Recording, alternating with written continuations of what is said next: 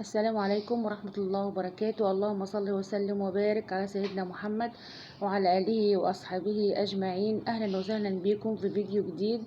هنعمل النهاردة الفراخ المحشية، وهقولك في الفيديو ازاي تطلعيها حلوة كده وما تفرقعش منك في الشوربة، وهقولك مقدار كل فرخة محشية تتحشي تاخد رز قد ايه منك عشان ما تهدريش في اي حاجة. بنلف لفتنا وبنرجع لعادتنا مهما نعمل اي قطم فراخ او باي طريقة. دايما بنحب اللي هي الفراخ المحشية اللي احنا متعودين عليها. يلا نسمي الله ونصلي على الرسول ونضغط لايك للفيديو، وان شاء الله نشوف الفراخ دي اتعملت ازاي. اول حاجه زي ما انتم شايفين، غسلت الفراخ ونقعتها في محلول النقع اللي هو الميه وملح وليمون. وكل ما تسيبها في محلول النقع يعني اكتر مده بتديكي راحه كويسه. وكل فرخه بتاخد مج من اللي بتشربي فيه شاي بنعبره باللي هو بالرز. وبنحط طبعا الحشوه نصها في الفرخه من جوه ونصها في الصدر. وعملت لها اللي هي المرتة اللي انتوا شايفينها دي. واي ماده دهنيه عندك ممكن تكون سمنه بلدي تبقى افضل. ولو لو فراخ كبيره عندك وتربيه بيتي بتنقعي الرز 5 دقايق بس عشان ياخد سوا مع الفرخه، بتطول على النار وعشان يستوي يطلع مفلفل. انما لو كانت صغيره وجايباها من عند الفرارجي او شامورت يعني صغيره، بتنقعي الرز فتره طويله عشان الفرخه تستوي بسرعه، يبقى الرز يستوي مع الفرخه. خلاص حطينا كميه في البطن وفي الصدر، ما نملاش الصدر عشان ما يفرقعش برضو مننا. ونحاول نلم الفرخه كده ان انت تدخليها في الفتحه كده اللي تحت دي وتوركيها احسن من انت تربطيها بالخيط، علشان لما تيجي تقدميها لضيوف ولا اي حاجه يبقى شكلها اهي كويس. وما بنحطش في بطنها ولا قناصه ولا الكبده ولا اي حاجه عشان الرز يدخل جواه الشوربه ويستوي، مش يطلع معانا ني ولا معجن ولا اي حاجه، يستوي مع سوى الفراخ. عشان دي فراخ تربيه بيتي فبتاخد نار شويه، بتبقى محمله شويه على النار عن الفراخ اللي احنا بنجيبها جاهزه من بره. هنعمل كمان واحده معاكم اهيت. نحط شويه رز كده مش كتير برضو في بطنها، وشويه كده في الصدر، ونحاول ايه ببطن ايدينا كده نفرده. خلاص بنقفلها كده من تحت ويبقى شكلها كده كويس في التقديم وتشرفك قدام ضيوفك كده، بيبقى شكلها احسن.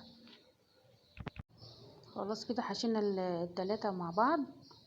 حاولت اجري الفيديو عشان ايه ما تملوش مني. طبعا مجهزة على النار حلة مية بتغلي ونسقط فيها الفراخ على طول. لازم يكون المية بتغلي عشان الفراخ تقفل معاكي بسرعة، وتقفلي كده وتبقى كويسة ما تتفكش معاكي على النار.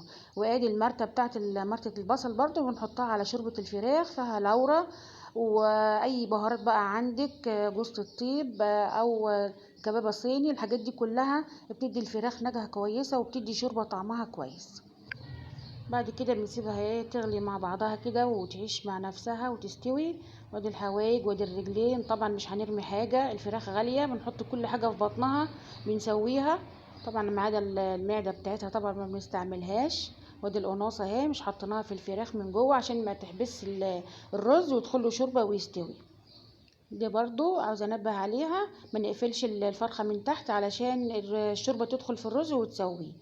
بتغلي معانا كده اهوت، بنهدي لها النار طبعا تستوي على نار هاديه. كل ما تسوي الفراخ على نار هاديه كل ما تستوي معاكي وتطلع شكلها ناجح زي ما انتم شايفين كده. خلاص انا كنت بشوفها استوت ولا لا، هي استوت كده. هحاول اخرجها من الشوربه، نصفيها طبعا قبل ما نحمرها. والريم اللي على الحله زي ما انتم شايفين كده ده من البيض المحطوط معاها. هي المرتة بتاعتها ما بتعملش ريم ولا اي حاجه، هي بس عشان حاطين البيض معاها. ادي التالتة برضو استوت اهيت بالمنظر ده.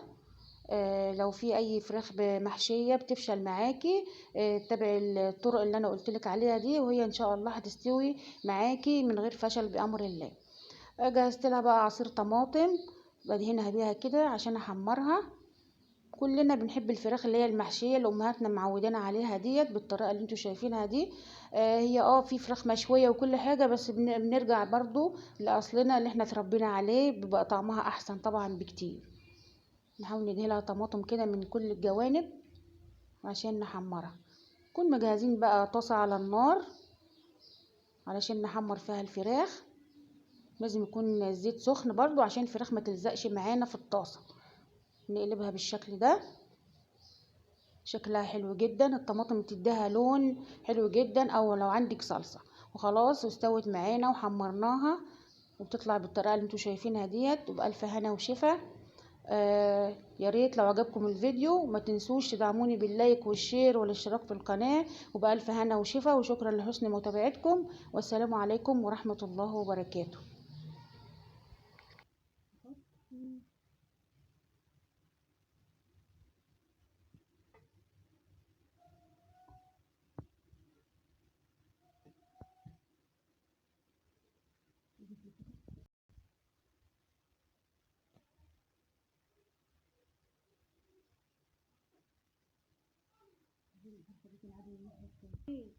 تمام. تمام.